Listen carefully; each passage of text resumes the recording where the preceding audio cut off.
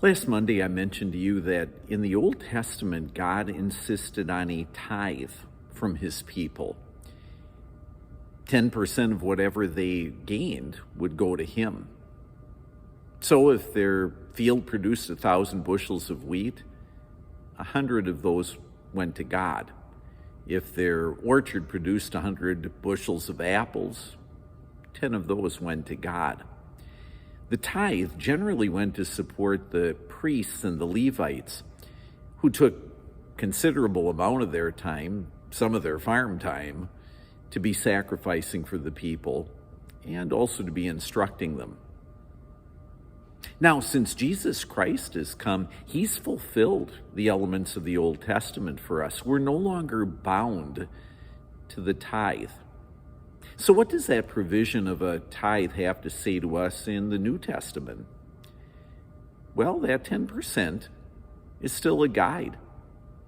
After all, if people in the Old Testament who didn't have the New Testament, who hadn't seen the coming of Christ, if they had to give 10%, maybe we should be giving even more.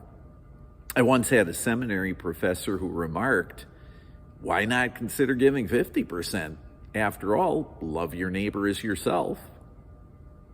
What I can tell you is this: if you are able to give, say, 10% to the Lord, I can assure you, he'll enable you to live on the other 90% of your income.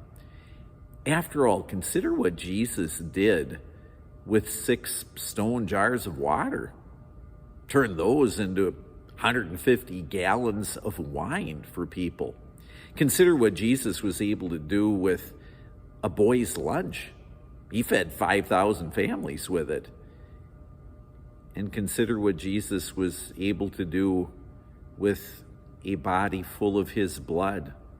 He shed it for the salvation of the entire world.